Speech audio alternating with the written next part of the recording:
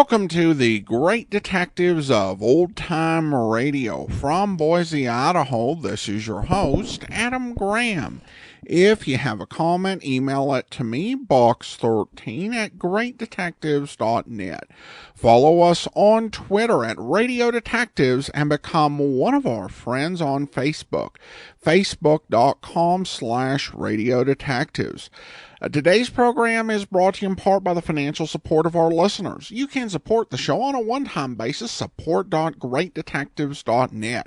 Or you can also become one of our ongoing Patreon supporters for as little as $2 per month. Just head on over to patreon.greatdetectives.net. All right, well, now we're going to get into this week's episode of The Silent Men.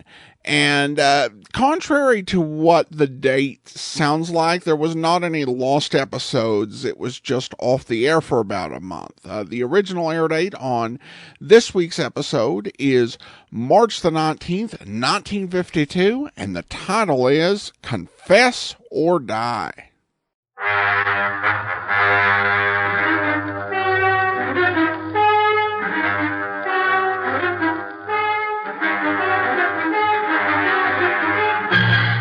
Douglas Fairbanks, Jr. in The Silent Men.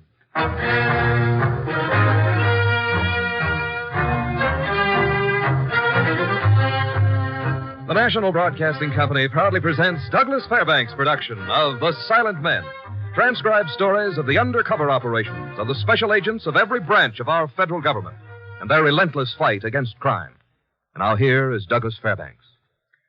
The special agent lives with a constant threat of personal danger. Nor is death a stranger to his profession. In these troubled days of international insecurity, this danger is intensified. For there is practically no country in the world that does not play host to American federal agents on important missions. This story is about one of these agents. The details I obtained from a friend in Washington.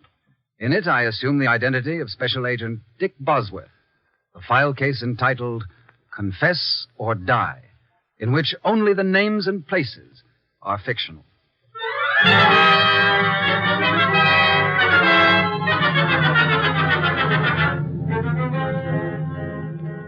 Ben Cummings, one of the outstanding journalists of the American press, had been sent on a routine assignment to a Middle European country.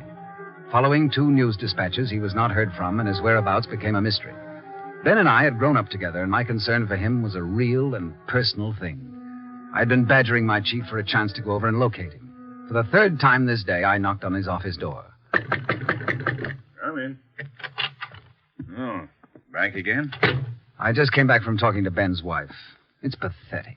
Expecting her first kid and no word from him. Well, what am I supposed to do about it? Press a button and wish him back at his fireside? The State Department's doing everything possible to find him. Ben's wife thinks he's dead. She may be right. Well, not knowing makes it worse. Go on, let me go and locate him, will you? I don't know. You're too much involved in this. I'll forget the personal element. A lot of people are interested in knowing what happened to him. You'll have to send someone. No. Well, let's be logical, Chief. Who knows Middle Europe best in this office, huh? You do. Well. But we're not sending special agents into Iron Curtain countries. You know that. I'm not going as an agent. I have only one mission, to find a friend. I've been thinking about it. I won't say I haven't. Well, think a little harder. And a little faster.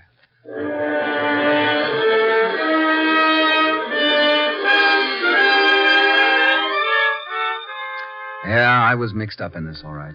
Ben and I, kids together, 3 houses apart on an elm-treed street. Fishing together, hooky, football, then double dating, me and Ann, Ben and Rose. For a while, we didn't know for sure who was going to marry who. After my talk with the chief, I was useless around the office, so I paid another call on Ben's wife. Dick, you've heard something. I can tell it in your face. I haven't, Rose. You just don't want to tell me. You want me to sit down and make myself nice and comfortable with my knitting first. I haven't heard a thing. You're lying. I know you are. He's dead. What's the matter? You psychic or something? Call it psychic, call it intuition. He's dead. Will you stop it, Rose? I told you we haven't heard. Then why did you come? You were here only an hour ago. Well, I thought with the time so close... No, you came to tell me something. Am I the young widow, Mrs. Cummings? What a pity they'll say such a cute child and no father. It isn't healthy for you to think like that. You've got to stop worrying. Is that what you came to tell me? No, I've got the chief thinking my way. He might send me to Europe to find Ben. Oh, Dick, has he said so? Not yet, but he will. I know the signs. But look, Rose, you've got to help me with Anne. Anne? I didn't think of her. She'll be all right, but just stick together, the two of you, while I'm gone, will you? Can't let you go. The same thing that happened to Ben might happen. Anne will be scared. But if you keep her busy... You're not going, I tell you. Listen, if I go, it'll be because I'm sent. Understand? It'll be another assignment. Dick, I won't let you do this for me. I won't be doing it for you. I'll be doing it for me.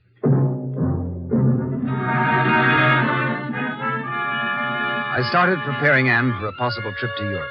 She was frightened, but she didn't show it. Just the way she looked at me, long, silent looks, like each of them had to stick with her forever. A couple of days later, Chief Hogan sent for me.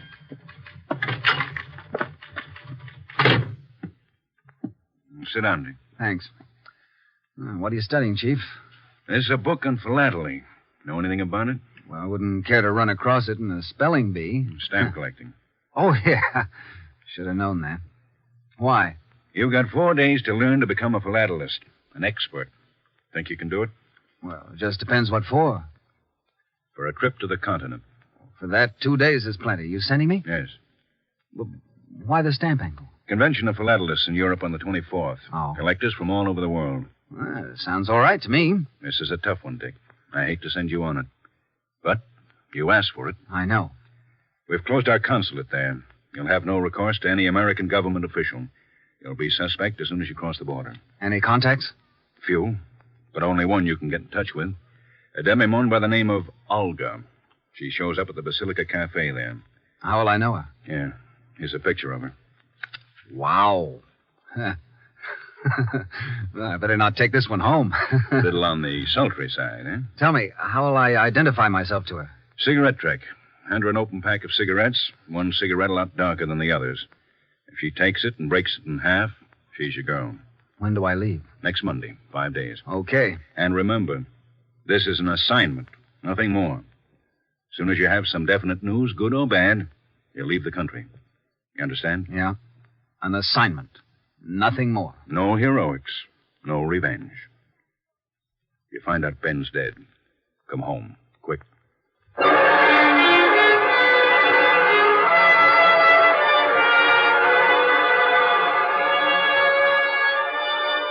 I spent the rest of the week studying stamps. Monday morning, I said goodbye to Anne. She wanted to come to the airport with me, but I wouldn't let her. She clung to me for a long time, and she said nothing about where I was going or what I was trying to do when I got there. At the airport, I was 20 minutes early. I got to a phone and called Rose. Hello? How are you feeling, Rose? All right. I thought you were going to leave without saying goodbye. I was going to. Change my mind. When are you leaving? Right away. Oh, be careful. You feeling all right? I thought maybe No, I've got about 10 days to go. I'll tell Ben. Ben's dead. How many times do I have to tell you Ben's dead? Rose, listen to me. What? I'm sorry I called you. Awful sorry. Dick? Goodbye.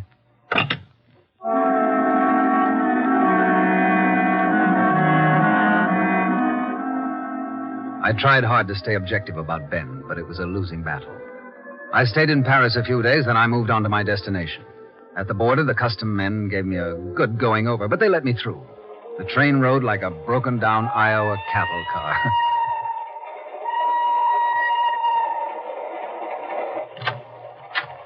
The door to my compartment opened. I had company. A heavy-set man with sandy-colored hair. Yeah, rough ride, eh? Yeah, this'll churn butter, all right. Churn butter. That must be an American expression. You are... Yes, yeah, I'm an American. As if you didn't know. I lived in America once. Los Angeles. You know that city? Yeah, sure. I had a coffee shop on Melrose. Oh, did you? I lived in the hills near sunset. Ah. At night, a beautiful view. Beautiful. You are attending the Stamp Collectors Convention. Yeah, how did you know? Not many Americans are attending. But you will enjoy yourself. We will see to that. I'm sure. They've even assigned me a permanent escort. That is true. You are to be my responsibility. A rough tale, eh? Huh? What does that mean? A man who's been assigned to watch you with no attempt at concealment. Well, you should be flattered that my government sees fit to assign you a guide. Thanks. Now, you tell your government for me that I appreciate its concern, but there are times when a man must be alone. Well, at such times, I shall stay at a discreet distance, Mr. Boswell. I see we need no introduction. Naturally not. We are well informed, my friend. I can see that. There is only one doubt in our minds. Your identity. I'm an American citizen, legally admitted to your country. Some question exists among my superiors whether you are a stamp collector or a United States agent.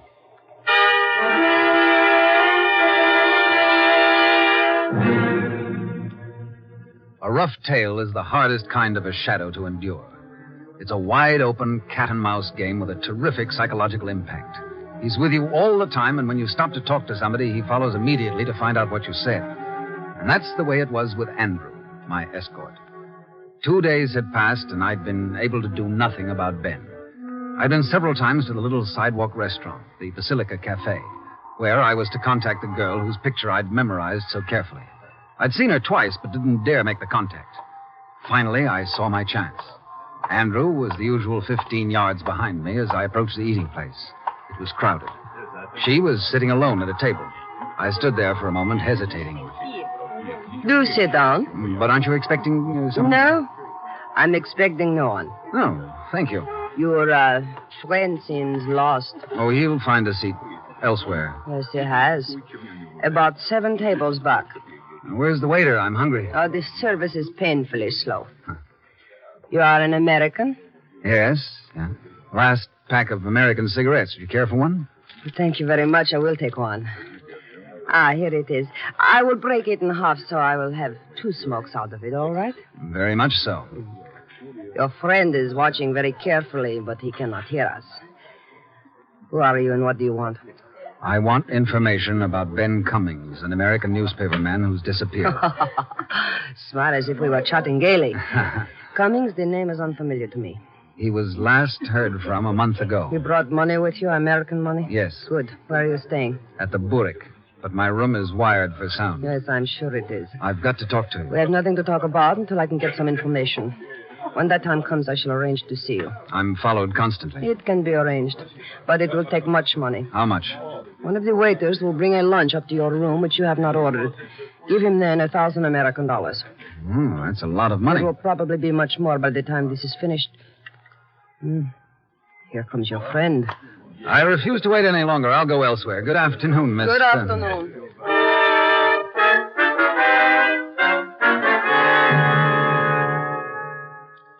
Then followed 3 days of bitter frustration. With Andrew at my heels, I was helpless. It was almost noon on the 4th day when there was a knock on my door. A waiter wheeled in some food I had not ordered. After a cautious exchange of words, I gave him the money for Olga. He slipped it into an inside pocket in his coat. From his hand, a printed piece of paper fluttered to the floor. Then he left. I picked it up. It was an advertisement about an old Charlie Chaplin movie playing in one of the theaters. Nothing more. Tests for hidden writing revealed nothing, so I took it to mean a meeting at the theater for this afternoon. After lunch, I went out. Andrew was waiting for me. A lovely afternoon. Perhaps a walk along the wharves would be... Well, I think it's a wonderful idea. For you. Then perhaps the Royal Palace or the Parliament Building? No, thanks. What I'd really like is to see the Giants and the Dodgers play. What do you think of that? Well, I'll settle for a movie. There's a Charlie Chaplin picture at one of the theaters. Oh, I have seen it. It is wonderful. Mr. Chaplin is wonderful. My place in California was not far from his studio. Where is this theater? Not far from here. Shall we go? By all means, my dear Andrew. Let's go.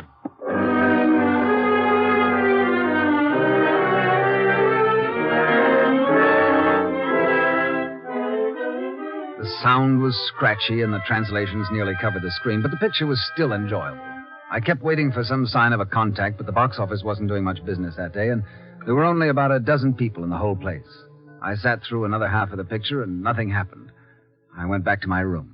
Andrew escorted me. You are retiring so early. Only 9 o'clock. What an unexciting time you are having here. You would like, perhaps... No. I've got some reading to do and some letters to write. Oh. Good night. Should you be wanting me, I will be downstairs in the lobby. Oh, that's one thing I'm sure of.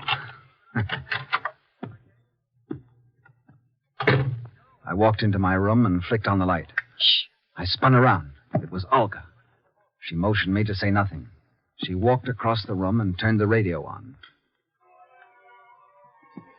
That will confuse the little ears in the walls. You know all the tricks, don't you? I have to know these things. It is my business and a very good one, too. I had my waiter friend admit me while you were gone. You were surprised. Very much so. And, delighted? My wife should see this scene, and I'd have a quick change of profession. Oh, you have a wife. Almost new. 2 years. And you are probably one of those model American husbands we read about, but don't believe. Probably. Look, let's get down to cases. What have you found out? Very much. You have made a good bargain with me. Quick, for Pete's sake, tell me. Just tell me, is he alive and well? He is alive. Good. But not very well. What do you mean? He's been arrested for espionage. Nonsense. He's a journalist, nothing more. They are trying to make him sign a confession. About what? This is ridiculous. He will sign it. Sometimes it takes longer, but they always get it. He will sign both of them. Both of them? An interesting man, this friend of yours. He is accused of taking money from both governments, mine and yours. The double cross, you call it? Ben? Are you crazy? There is no use to disturb yourself. Where is he being held? In Raab, a little town 40 miles from here. I've got to get to him. I have arranged it. Good. Olga, you're a queen in this murky trade of yours. How? The payoff. I will need another $1,000. Then you can get to see him. You will be admitted into his room, and then you can talk to him. $1,000? Prices have gone up, haven't they? It is the same all over. What about Andrew? You will have to give him the slip. When can I see him? Tomorrow night at the hour of 11, if you have the money. You're cleaning me out, but here it is. You will meet me tomorrow night at the Central Market, and I will drive you there. If you are not able to get rid of your follower, that will not be my fault. Now, if you don't mind... C'est fini? Please. You are too resolute for one so handsome. All right. Go and take Andrew for a cup of coffee so that I can get out.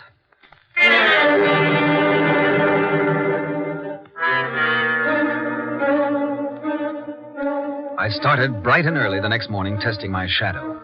I led him a merry chase that day, changing cabs in front doors and out of back doors. I tried all the tricks, and he was right with me. But towards early evening, I noticed that he was slowing down a great deal. I guess he had too much weight to lug around with him. And in the end, I decided the best way I could shake him was to run for it when the time came. A wild idea had taken root in my mind, and after a quick supper, I stayed in my room studying maps. About 8 o'clock, I went down to the lobby of the hotel.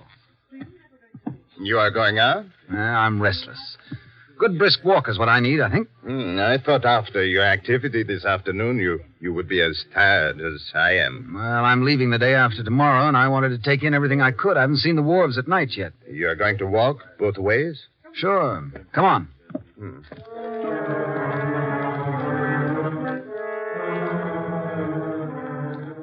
I led him at a fast pace to the downtown section with the queues of people lining up to get in to see the shows. I moved faster. At a busy corner, I took my big gamble and broke into a fast run. Andrew was behind me, but he was losing ground. Stop! Stop that man!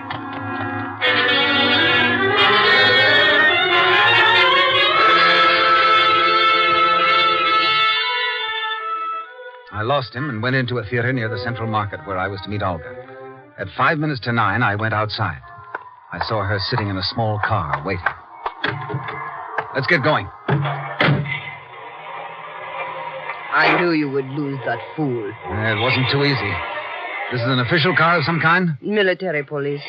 A friend of mine. You have got friends, haven't you?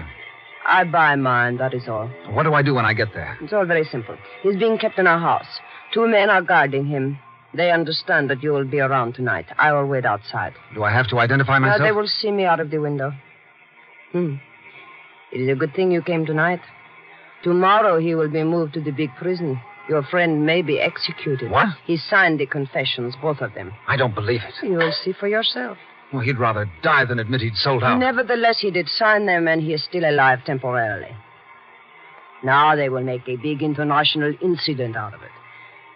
You would be wise to get out of this country very quickly. After losing Andrew the way you did tonight, you will be in great danger. Yeah. How soon will we be there? Too soon.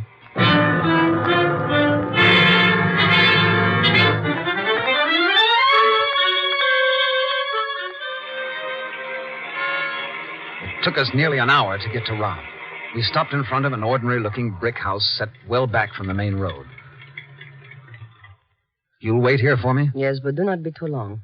When Andrew reports in, they may think of coming here. Olga, have you got a gun? What do you want with a gun? Have you got one? Yes? Give it to me. What if they search you? Then I'll only have lost your gun. I'll pay you for it. $100? Well, that'll leave me kind of short. Give me $100 and I will engage my friends, the guards, so they do not think of searching you. Let me mail you the money. No, I do what I do for money. I want it now, in cash. All right. Come up to the door with me. When I'm inside the house, you get back into the car and wait. No? You have something in mind? Nothing tangible. We'll see.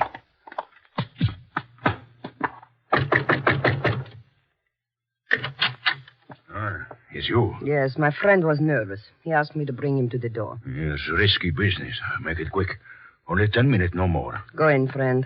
Frederick will take you to his room. I go in, too. Certainly. Come on.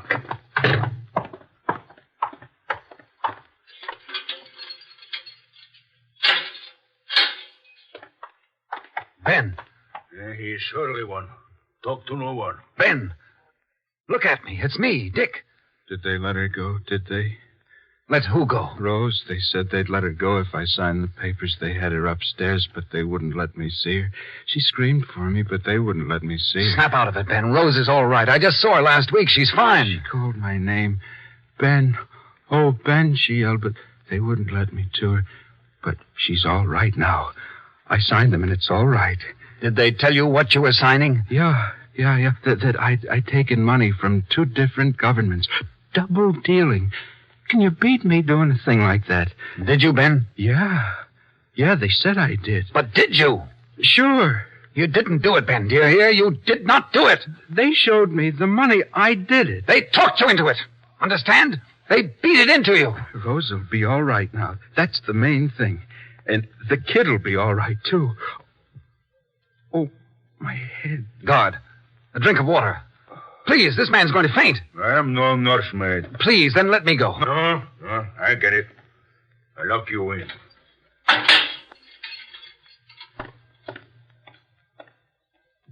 Ben. Ben, you listening? Yeah. We're going to try and make a break for it. Get up on your feet. Where'll I go to? No one wants me. Sell out my own country. Keep quiet. You do everything I tell you. Can you walk? Not very good. Not like I used to. When the guard brings the water, I'm going to stand behind the door. When it opens, I'll get him. Then we'll get away. There's a car waiting for us. I got no place to go, I tell you. What kid wants an old man? Shh. Here you are. Come on. It's no use. Come on, I said. Hurry up. That's the stuff. Faster. Here's the car. Olga. She's gone. Get in, Ben. Quick.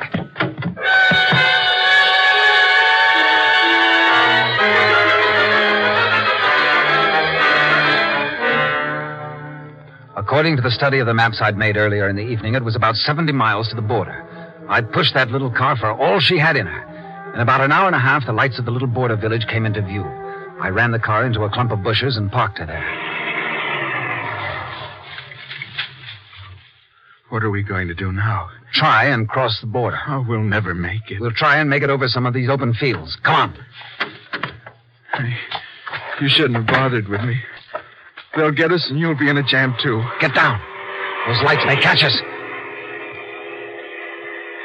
All right, let's go again. I can't do it. My legs, they don't want to hold me up. Well, lean on me. It's only a little way. Oh, you go on without me. Put your arm around my waist. That's it. You sure you saw Rose before you left? Yeah. They said she was upstairs and she kept crying for me. There's another car. We'll have to get down. All right. But I won't be able to get up on my feet again. The car's stopped. Someone's coming this way. Crawl behind these bushes. Come on. Get away yourself, Dick. You can do it. No. Coming here. He found the car in the bushes. Looks bad. You get going. I'll hold him off. No, it's only one guy. The others are staying in the car. Is he coming this way? Yeah. Sit tight. Got your gun? Yeah. No bullets. I jinxed you, Dickie. Mr. Boswell. Mr. Cummings. Will you please come out from behind those bushes? Quickly. Not so fast, Andrew. I've got a gun on you. A gun without bullets. How's he know that? Make it quick. It's for your own benefit. I can imagine. He's got us, Ben. We're coming out, Andrew. Walk in front of me, please. We're not going back to the highway? No. Turn off here. You were very foolish to think you could cross through those fields. The border has been alerted. They're waiting for you. How did you know my gun had no bullets? Olga? She has a good head for business. A frame bought and sold us, eh? I think that's what you call it. They hope to catch the two of you at the border. So she made all the arrangements with the necessary authorities. The visit, the escape. It would have made good ammunition for the propaganda machine. Would have? We stop here. Where are we, Andrew? You are past the border. You're safe now. I don't get it. This is the only place you could have crossed. Andrew? Yes. These two friends are lost. They must get to Vienna, to the American zone. We will do our best. For the benefit of my friends in the car. Now they will think you are dead. He's helping us to get away. You have more help here than you think. There is a movement. Tell your officials. There is a movement. It's enough to make me feel my strength coming back. I wish I knew how to express our thanks. There is no time. I must go back and join in the frantic search for you. And when you see Olga, tell her that I'll be back someday with an itemized statement.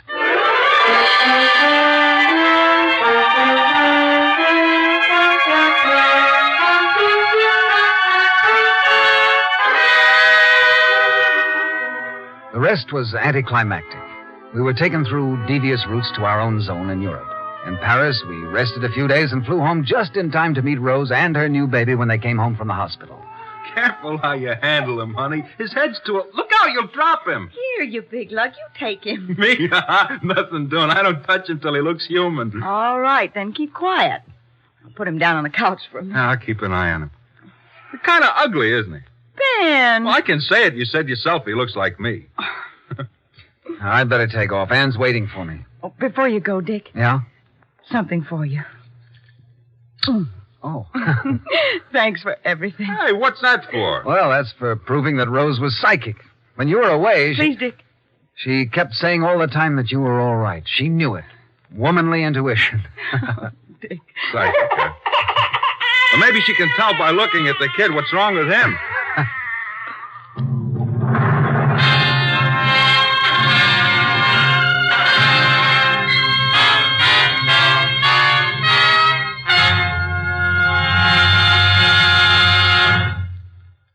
This is Douglas Fairbanks again.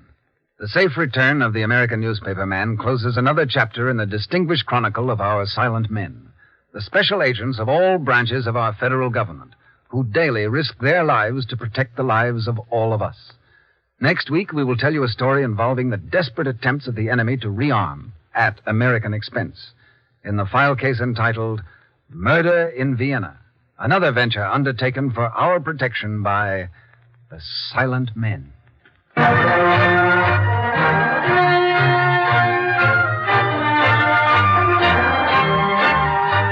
The Silent Men is produced and directed by Warren Lewis. Tonight's case was written by Lewis and Russoff and transcribed in Hollywood. Only the names and places were fictional. Featured in tonight's cast were Bill Johnstone, Vivi Janis, Shepard Menken, Joan Banks, and Stan Waxman. Your announcer is Don Stanley. Douglas Fairbanks is currently presenting Betty Davis, Gary Merrill, and Emlyn Williams in the motion picture Another Man's Poison. Listen again next week and every week to other exciting cases involving the law enforcement adventures of the special agents of our federal government. For they are the Silent Men. Our thanks to American Magazine for this month voting The Silent Men the top family adventure program on the air. Sometime this month, a neighbor will ask you to give a wounded soldier life through blood. Give food and shelter to victims of fire, flood, disaster. That neighbor, the Red Cross Fund Drive volunteer, asks you to give all you can. You are the Red Cross. Give now. Robert Montgomery presents A Citizen Views the News, next on NBC.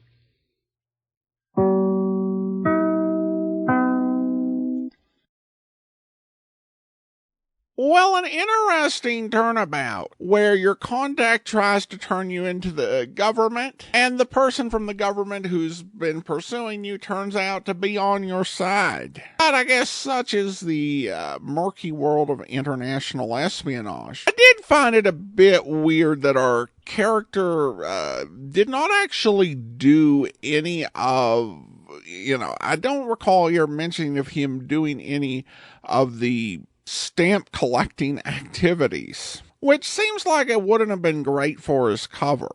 We have heard there have been quite a few stories that you do here in radio similar to this, highlighting some of the brainwashing techniques and the ability to break people down by communist governments. We've heard episodes of it on Mr. Moto, and we also heard it on an episode of the series we did for Amazing World of Radio last summer, Top Secret. Now, I did go ahead and with the gap in the amount of time between the last week's and this week's, I kind of checked to see what was going on with Douglas Fairbanks on newspapers.com. And it turns out that there was quite a bit. He did have a few matters that was related to his late father's estate. First, his father's ranch was being sold, Rancho Zorro, with the proceeds split between him and his stepmother, who was in the middle of an acrimonious divorce with Clark Gable. Fairbanks had also commissioned the writer of How Green Is My Valley to help with the re-release of his dad's picture, The Iron Mask. The Iron Mask was a kind of a part talkie is what it's referred to, because it was mostly a silent film, but there's a little bit of a soundtrack and a couple of speeches by the elder Fairbanks. And they would end up doing some re-editing on this film for the 1952 re-release. They would re-edit a couple of sequences, and they would remove the title cards in between scenes, and add linking narration, which was done by the younger Fairbanks. And they, during this period, Douglas Fairbanks Jr. commissioned the writer of How Green Was My Valley to go ahead and write this linking narration. And at the same time, he was also getting ready to work on producing a television program. Hedda Hopper actually had a column on this March 18th. It was one item in there. Douglas Fairbanks left town, Hollywood, over the weekend with more film plans than one could get in a briefcase. After New York, his first stop will be England, where he will confer with his associate, Alexander MacDonald, on their projected TV series that will draw on both worldwide talent as well as international literature for material. He'll also arrange for the financing of Elephant Walk. Okay, well, on that paragraph, the TV series, and there were other columns out at the time that said what this was. It was Terry and the Pirates. To call Terry and the Pirates international literature is an interesting choice of words, but this is the type of puffing that, you would see, the sort of gossip columnists do. During this period. Elephant Walk was a film that got made. When I checked IMDb, Fairbanks' name wasn't on it. Sometimes it doesn't capture every name associated with the film. I assume he would have been something like a producer. But the film was generally not very well regarded, so he may have withdrawn his official involvement. I'm not certain on that point. Hedda Hopper continues From London, Doug proceeds to Paris to star in a television film, A Lodging for the Night, based on the Robert Louis Stevenson story about Francois Vienne. Then he'll go to Zurich to discuss making an English version of a film that's already been done in French and German. I'm afraid to name the title, said he, because the property is so hot somebody else may beat me to it. Doug next hops to Constantinople to confer with Turkish efforts on filming one of the Harold Lamb stories. Ceylon, where he'll scout locations and clear the way with the government representatives for shooting Elephant Walk. And there was also another TV anthology series that he was planning on doing. It was 3 episodes, and I can't find any evidence of this. And I couldn't find any evidence of these other projects, them actually materializing. Though then again, the way that Hedda Hopper could write some of these columns, I don't know if I would recognize the real version.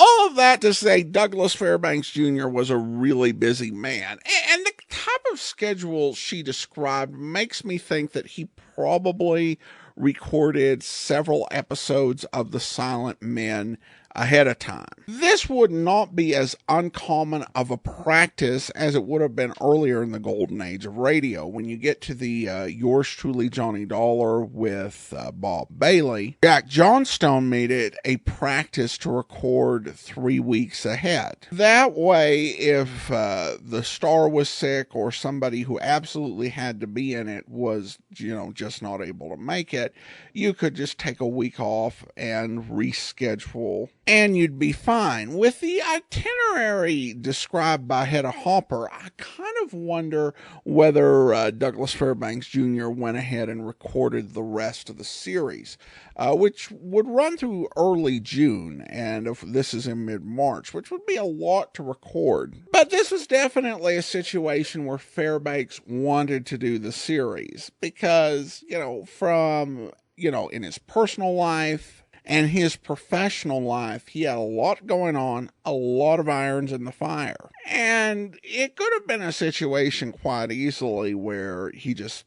stepped away from the series and said, we don't have time to do this. That was something Glenn Ford did a couple of years earlier when he was working on Christopher London. He just, wanted to focus on his film career. But I think Fairbanks definitely had a passion for the subject matter and the type of stories being told. Even though, working in radio did not pay a whole lot in 1952. And certainly it was the caliber of star that NBC would want to work with and would have to be happy to work around whatever he needed. If he needed to record, 6 or 8 weeks in advance and then send out transcription discs, that was kind of the way it would have to be. All right, well, I do want to go ahead and thank our Patreon supporter of the day. Thank you to Bob, Patreon supporter since August of 2016, currently supporting us at the Detective Sergeant level of $7.14 or more per month. Well, that will do it for today. If you have been enjoying this podcast, be sure and rate it wherever you get your podcast from. And also leave a review. Join us back here tomorrow for Public Domain Video Theater and an episode of Federal Men. And then we'll be back on Monday with Casey Crime Photographer. And next Saturday, another episode of The Silent Men. In the meantime, send your comments to box13@greatdetectives.net. Follow us on Twitter at Radio Detectives and become one of our friends on Facebook. Facebook.com/Radio Detectives. From Boise, Idaho, this is your host, Adam Graham, signing off.